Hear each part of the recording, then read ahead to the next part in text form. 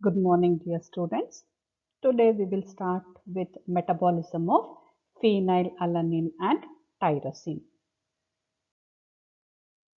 Phenylalanine, it's an aromatic, essential, and both glucogenic and ketogenic amino acid. It's an essential because it cannot be synthesized in the body, so it has to be consumed through diet. Coming to tyrosine, tyrosine is also an aromatic, both glucogenic and ketogenic, but it's a non-essential amino acid. That means you can synthesize tyrosine and it is through conversion of phenylalanine to tyrosine.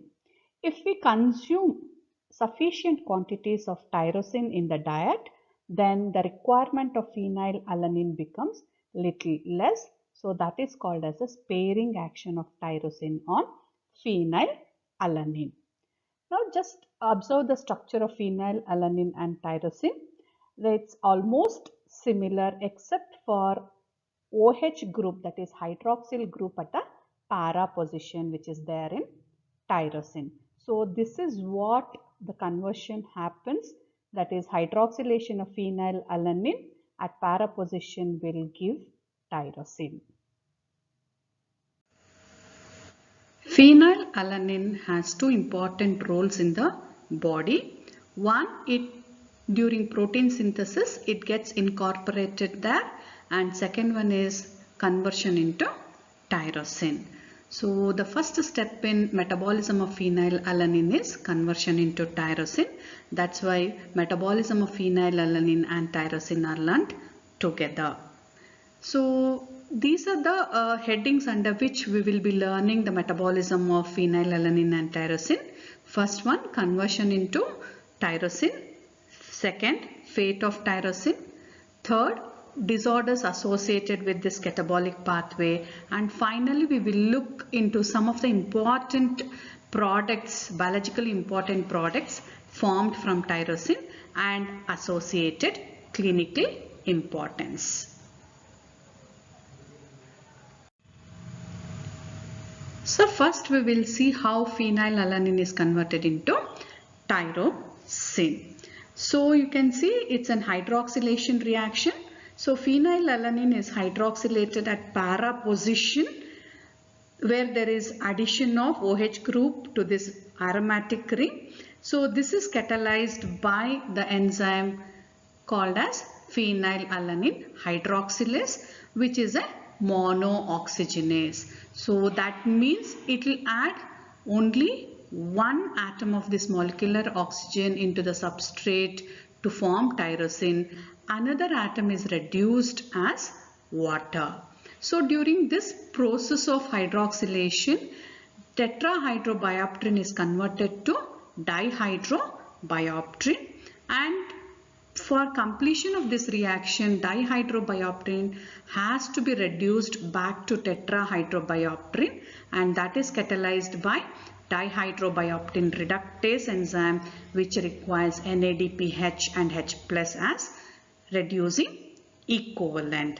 And this reaction is an irreversible reaction. That's why phenylalanine is an essential amino acid and tyrosine is a non-essential amino acid. Now we will see what happens to this tyrosine. So tyrosine gets itself transaminated to para-hydroxy phenylpyruvic acid, abbreviated as PHPPA. So this transamination reaction is catalyzed by tyrosine transaminase, and the acceptor of amino group is alpha ketoglutarate, which gets converted to a new amino acid, that is glutamate. And this reaction requires PLP as coenzyme. So this transaminase, tyrosine transaminase, is induced by dietary protein and glucocorticoids.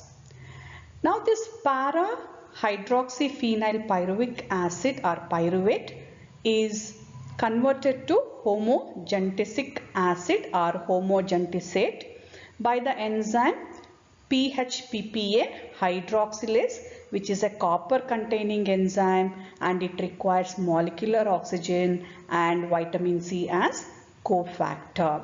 So during this reaction there is oxidation, decarboxylation and also migration of hydroxyl group along with insertion of new hydroxyl group at para position. So this hydroxylase is dioxygenase. That means it incorporates both the atom of molecular oxygen into the substrate. Now this homogentic acid is oxidized to mallyl acetoacetic or mallyl acetoacetic acid by the enzyme homogentisate oxidase. This is an iron containing metalloenzyme, and this also is a dioxygenase. That means both molecular both atom of molecular oxygen is incorporated into the mallyl acetoacetate or mallyl acetoacetic acid. So the main function of this molecular oxygen is to cleave the aromatic ring. So the aromatic ring is cleaved and now you have mallyl acetoacetate. Now this mallyl acetoacetic acid or mallyl acetoacetate is isomerized to fumaryl acetoacetate. Observe the structure of mallyl acetoacetate. You can see it is in a cis conformation or configurations. You can see it is on the same side of the double bond. So fumaryl acetoacetate is a trans configuration. You can see COO, COO or HH. They are in the opposite side of the double bond. So this is the trans configuration. So mallyl to fumaryl is an isomerization reaction which is catalyzed by isomerase enzyme, and glutathione acts as a cofactor in this reaction. Further, the fumaryl acetoacetate is cleaved into fumarate and acetoacetate by hydrolase enzyme. So fumarate being an intermediate of TCA cycle, it can enter glucogenic pathway. For example, gluconeogenesis it can take part, and if it can be completely oxidized in TCA cycle to release energy also. So that's why this is a glucogenic pathway. Now if you look at the acetoacetate, it is one of the important ketone body, a primary ketone body. So it can enter lipid metabolism. So this acetoacetate can be converted into acetyl-CoA, and that acetyl-CoA can be used for lipid synthesis. That's why it is called as ketogenic or ketogenic. So altogether, if you look at the catabolism of phenylalanine tyrosine, they give fumarate and acetoacetate. That's why it is called as glucogenic and ketogenic. To summarize the metabolism of phenylalanine, so first it gets converted into tyrosine, which is an hydroxylation reaction which requires molecular oxygen, NADPH and tetrahydrobiopterin. Tetrahydrobiopterin is similar to vitamin folic acid, but it is formed from GTP. So now the tyrosine is catabolized into a ketogenic and a glucogenic substrates. Ketogenic, that is acetoacetate, which is a ketone body which can be converted into acetyl-CoA and can give energy, or it can enter lipid metabolism. The glucogenic product formed is fumarate.